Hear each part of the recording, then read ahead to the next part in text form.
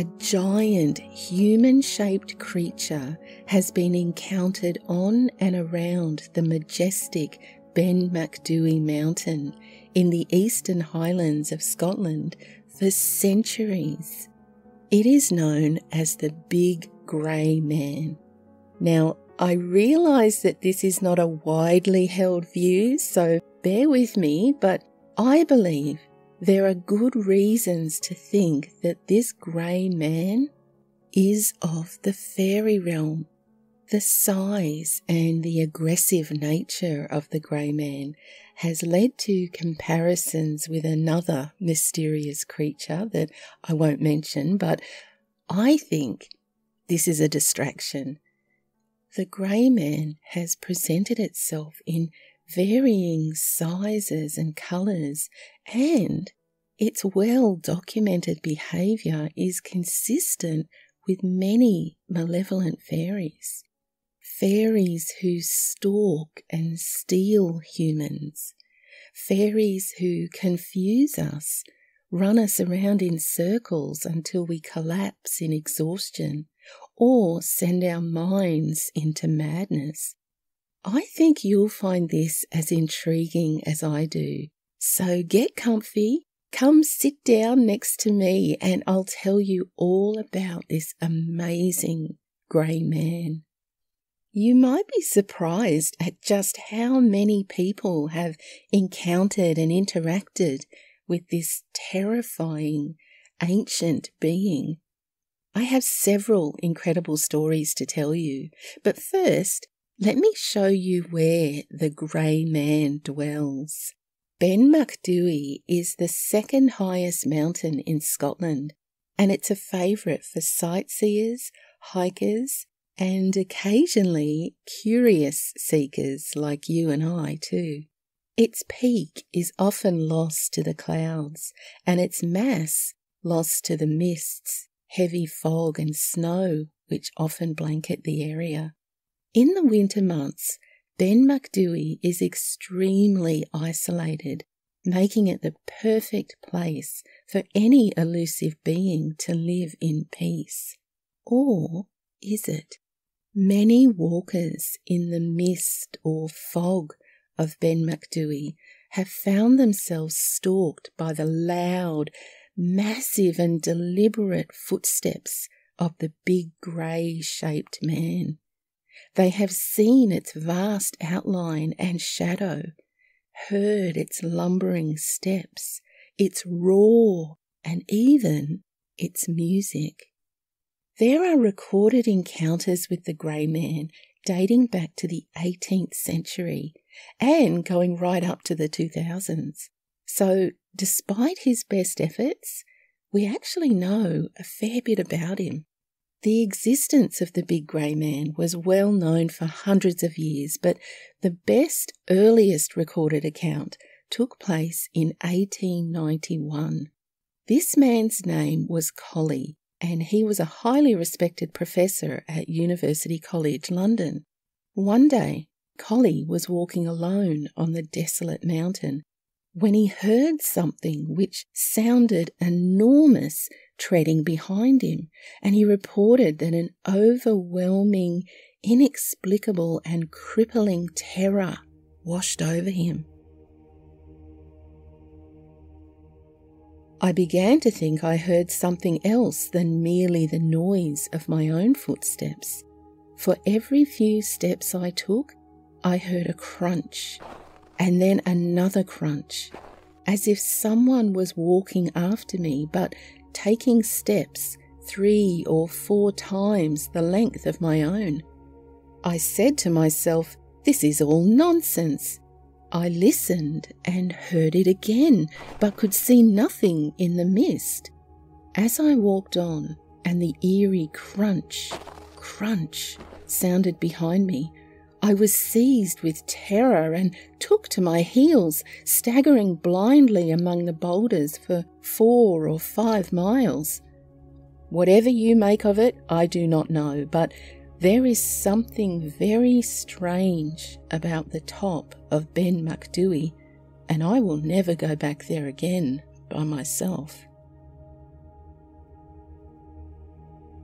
Soon after, a chemistry teacher named Dr. Kellis came forward with his own experience. Kellis would say that he had been with his brother on Ben Macdui when they had seen a grey figure over 10 feet in height stomping towards us from the cairn before seemingly vanishing into thin air, perhaps disappearing behind a rocky pass in the relentless fog. Kellis described an overbearing sensation of fear at the sight, saying they were infused with panic and ran away as quickly as possible, all the while hearing the bizarre creature pursuing them through the dismal fog. Well, it seems by 1939 people were more willing to speak openly about their strange encounters, because author and climbing enthusiast Alastair Borthwick published an interview that he had done with 2 climbers. These climbers had been out on the mountain separately when they became overwhelmed by the unshakable feeling that they were being followed by something immense out there in the midst, beyond where their vision could reach. This is how he described their experiences. The first climber was alone, heading over Macdui on a night when the snow had a hard, crisp crust through which his boots broke at every step. He reached the summit, and it was while he was descending the slopes that he heard footsteps behind him. Footsteps not in the rhythm of his own, but occurring only once for every 3 steps that he took. I felt a strange, crinkly feeling in the back of my neck, he told me. But I said to myself, this is silly, there must be a reason for it. So I stopped, and the footsteps stopped, and I sat down and tried to reason it out, but I could see nothing. There was a moon about somewhere, but the mist was fairly thick. The only thing I could make of it was that when my boots broke through the snow crust, they made some sort of echo. But then every step should have echoed, and not just this regular 1 in 3. I was scared stiff. I got up and walked on, trying hard not to look behind me until I got down. The footsteps stopped following about 1,000 feet above me. The second man was climbing in daylight, in summer, when he heard the footsteps. So dense was the mist that he was working by compass, and visibility was almost as poor as it would have been at night. The footsteps he heard were made by something or someone trudging up the fine screes which decorate the upper parts of the mountain, a thing not extraordinary in itself, though the steps were only a few yards behind him, but exceedingly odd when the mist suddenly cleared and he could see no living thing on the mountain, which was at that point devoid of cover of any kind.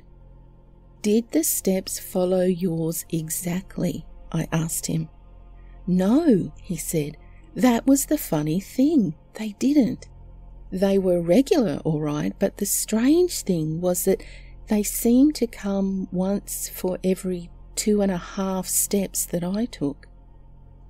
He thought it stranger still when I told him the other man's story.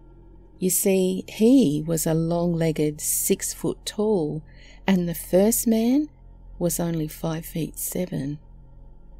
Once, Borthwick said, I myself was out with a search party on Ben Macdui, and on the way down, after an unsuccessful day, I asked one of the gamekeepers who were with us what they thought of it all. They worked on Macdui, I thought, so they should know. Had they seen the grey man? Did he exist, or was it just a silly story? Well, They looked at me for a few seconds, and then one of them said, "We do not talk about that." It's clear from all interactions with the grey man that he has no fear of us. He intentionally makes his presence known by stalking loudly and even charging at people. But perhaps the most frightening aspect of the grey man is something which cannot be seen or heard. And this is the crux of my sense that we're dealing with the fairy realm here. Let me show you what I mean. Peter Densham, like so many others on Ben Macdui, felt overwhelmed with panic at hearing heavy footfalls around him while within a heavy mist. Footfalls which did not match his own. And like so many others before him, he couldn't get off that mountain and away from whatever was following him fast enough. But as he did so, he found himself scrambling perilously close to the edge of a cliff and feeling as though something intangible was trying to send him over it. "I tried to stop myself," he said, "and found this extremely difficult to do. It was as if someone was pushing me. I managed to deflect my course, but with a great difficulty." And this is not an isolated incident. While fleeing from the grey man, several climbers on Ben Macdui have reported feeling hypnotically drawn to the edge of cliffs. Then, if you can believe this, there was a fella who shot at the big grey man. It wasn't until 15 years after his encounter with the grey man that naturalist Alexander Twenion shared the incident with others. In 1958, he actually published his personal experience in the Scots magazine. In it, he wrote, "In October 1943, just as I reached the summit cairn of Ben Macdui, mist swirled across and enveloped the mountain. The atmosphere became dark and oppressive. A fierce, bitter wind whisked among the boulders, and an odd sound echoed through the mist. A loud footstep, it seemed. Then another and another. Well, I am not an unduly imaginative man, but my thoughts flew instantly to the grey man. Then I felt the reassuring weight of the loaded revolver in my pocket. Grasping the butt, I peered about in the mist tattered by the eddies of wind. A strange shape loomed up, then receded, and then came charging at me. Well, without hesitation, I whipped out the revolver and fired 3 times at the figure. When it still came on, I turned and haired down the path, reaching Glenderry in a time that I have never bettered. You may ask, was it really the big grey man? Frankly, I think it was.